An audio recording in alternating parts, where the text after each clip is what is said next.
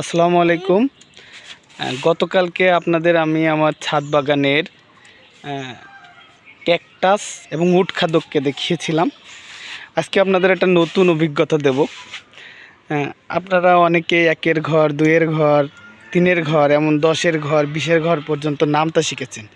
আজকে একটা ব্যতিক্রমী ধর্মী নামতা শেখাবো আপনাদের, এবং সেই নামতার মুখোমুখি করাবো, যা আসলে মেমোরাইজ হয়ে থাকবে, আপনাদের অনেক মনে থাকবে। তো আমার সেই বিখ্যাত উটটা, এই যে আপনারা সেই উটকে দেখতে পাচ্ছেন, উটটা যেহেতু উটটাকে আমি ট্রাক করিয়েছি, বোল্ড হেডেড করিয়ে দিয়েছি, তো এই ট্রাক নিয়ে আমরা একটা নামতা বানিয়েছি, টাকের ঘরের নামতা।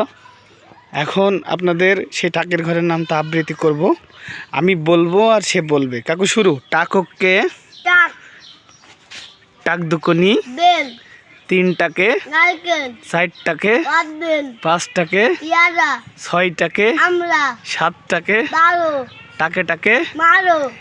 আপনারা শুনলেন, আমি আবৃত্তি করলাম আর সে উত্তর দিল।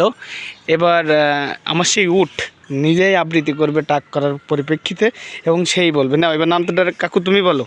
টাককে টাক, টাক দুকুনি বেল, 3টাকে নারকেল, 4টাকে কদবেল, 5টাকে পেয়ারা, 6টাকে আমলা, 7টাকে বারো, টাকে টাকে মারো। এই যে সেই টাকে টাকে মারো, টাকে টাকে মারো, এই কবিতাটা, এই টাকের ঘরের নামটা ক্রিয়েশন বা উদ্যোক্তা বা সৃষ্টি যে করেছে সে অ্যাকচুয়ালি আমি সে তাকে টাক করিয়ে দিয়ে তাকে হলো ব্যঙ্গ করার জন্য, ছোট মানুষ, তাকে হলো খেপানো বাংলা ভাষায় আর কি, তার জন্য এই নামটা আমি উদ্ভাবন করেছি।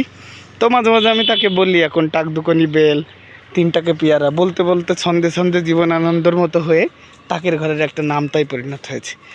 তো আমি আশা করি আপনাদের বাসায় ছোটোখাটো বাচ্চা কাচ্চা যারা আছে সবাইকে এই টাকের ঘরের নামটা শেখাবেন এবং বিনোদন নেবেন। তো ইনশাল্লাহ অন্য কোনো নামতা হোক, অন্য কোনো ইস্যু হোক, অন্য কোনো ইভেন্ট হোক নিয়ে আবার দেখা হবে।